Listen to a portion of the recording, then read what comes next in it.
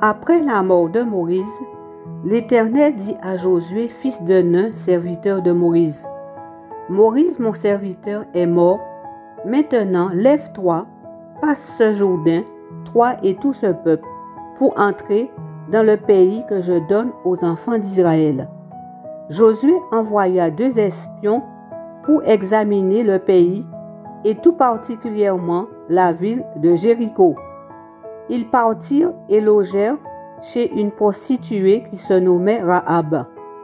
On dit au roi de Jéricho que des hommes du peuple d'Israël étaient arrivés pour explorer sa ville. Celui-ci envoya dire à Rahab de lui livrer les 2 espions, mais Rahab emmena les 2 hommes et les cacha sur le toit de sa maison.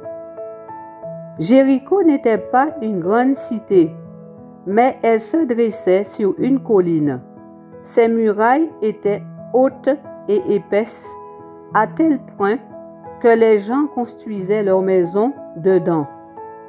Jéricho était fermé et barricadé devant les enfants d'Israël.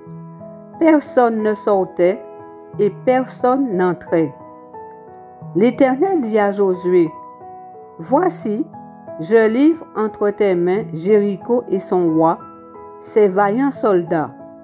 Faites le tour de la ville, vous tous les hommes de guerre, faites une fois le tour de la ville.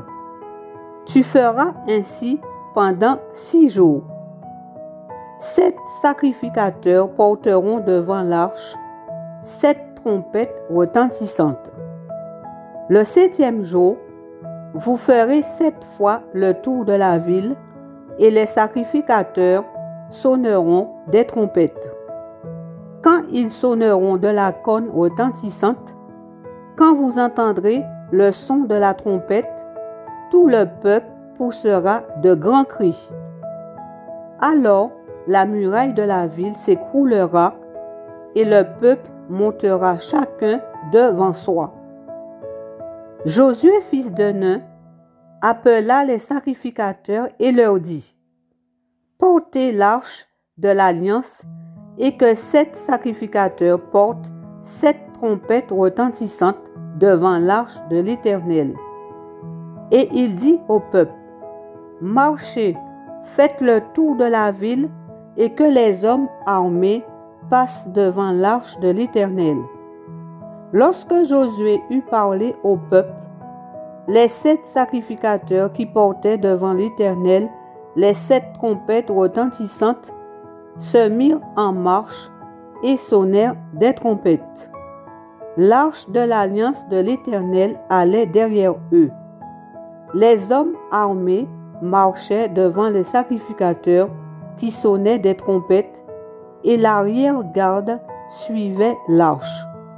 Pendant la marche, on sonnait des trompettes. Josué avait donné cet ordre au peuple.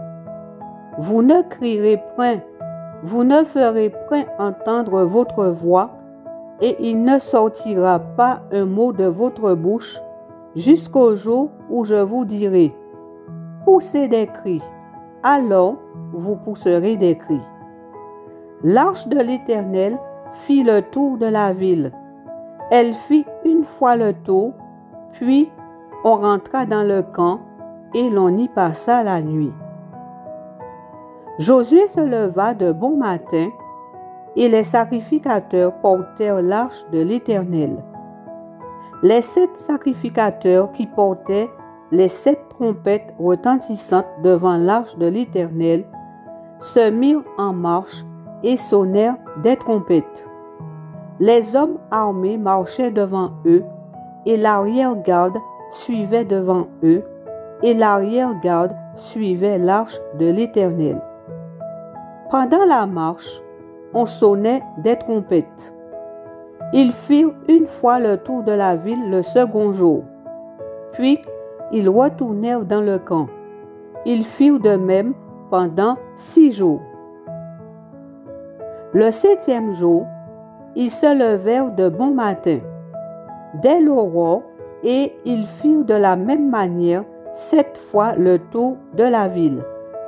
Ce fut le seul jour où ils firent 7 fois le tour de la ville.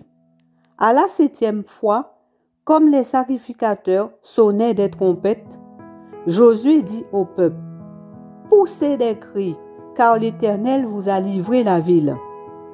La ville sera dévouée à l'Éternel par interdit, elle et tous ceux qui s'y trouvent.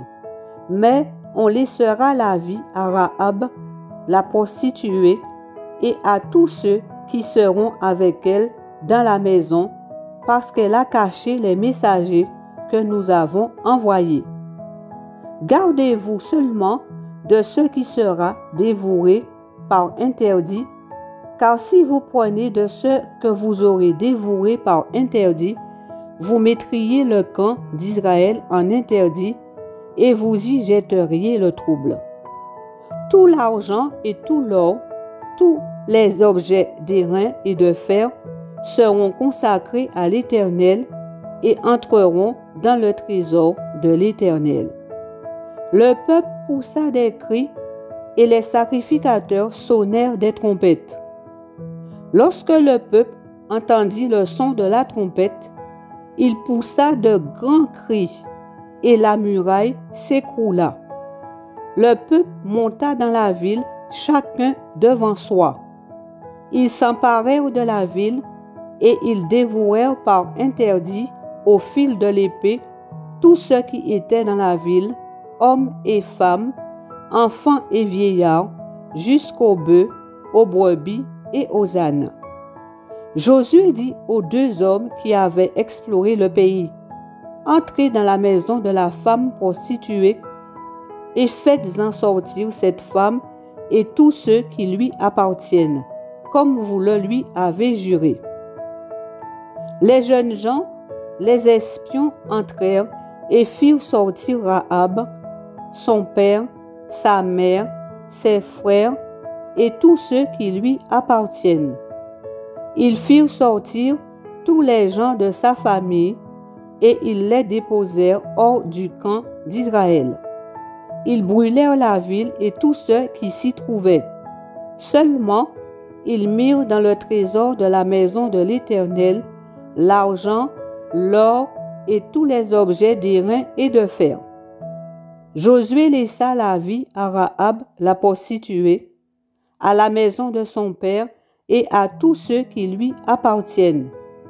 Elle a habité au milieu d'Israël jusqu'à ce jour, parce qu'elle avait caché les messagers que Josué avait envoyés pour explorer Jéricho.